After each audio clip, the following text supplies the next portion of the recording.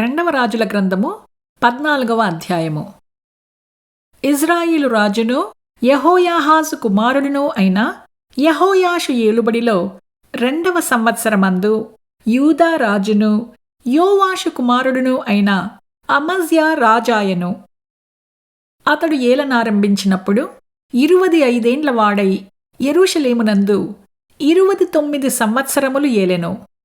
అతని తల్లి యెరూషలేము కాపురస్తురాలైన యెహోయద్దాను. ఇతడు తన పితరుడైన దావీదు చేసినట్టు చెయ్యకపోయినను యెహోవా దృష్టికి నీతిగలవాడై తన తండ్రి అయిన యోవాషు చేసిన ప్రకారము చేసెను. అయితే అతడు ఉన్నత స్థలములను కొట్టివేయలేదు. జనులు ఇంకనూ ఉన్నత స్థలములలో బలులనర్పించుచు ధూపము వేయుచూ ఉండిరి.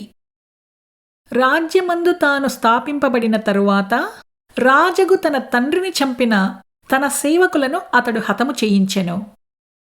అయితే కుమారుల దోషమును బట్టి తండ్రులకు మరణశిక్ష విధింపకూడదు, తండ్రుల దోషమును బట్టి కుమారులకు మరణశిక్ష విధింపకూడదు.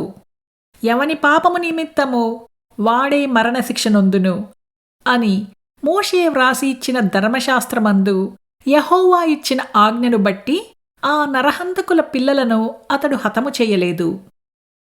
మరియు ఉప్పులోయలో అతడు యుద్ధము చేసి ఎదోమీయులలో 10,000 మందిని హతము చేసి సేలా అను పట్టణమును పట్టుకొని దానికి యొక్తయేలని పేరు పెట్టెను. నేటి వరకు దానికి అదే పేరు.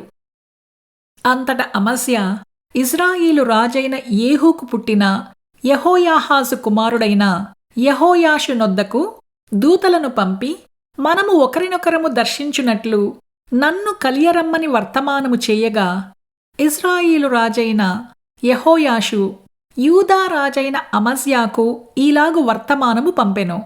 లెబనానులోనున్న ముండ్ల చెట్టొకటి నీ కుమార్తెను నా కుమారునికిమ్మని దేవదారు వృక్షమునకు వర్తమానము పంపగా, లెబనానులోనున్న దుష్టమృగము వచ్చి ఆ ముండ్ల చెట్టును త్రుక్కివేసెను.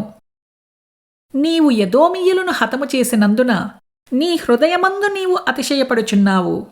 సరే, ఇప్పుడు నీ నగరునందు నీవుండి నీకున్న ఘనతను పట్టి నీవు అతిశయపడుము.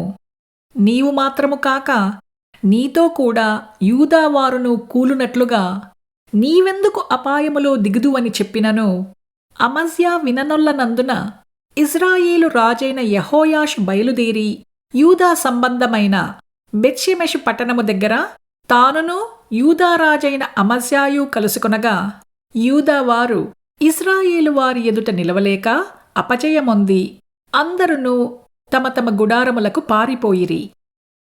మరియు ఇజ్రాయేలు రాజైన యెహోయాషు అహజ్యాకు పుట్టిన యోవాషు కుమారుడైన అమజ్యా అను యూదారాజును బెత్షెమెషు దగ్గర పట్టుకొని యెరూషలేమునకు వచ్చి ఎఫ్రాయిము గుమ్మము మొదలుకొని మూల గుమ్మము వరకు యెరూషలేము ప్రాకారమును 400 మూరల పొడుగున పడగొట్టెను.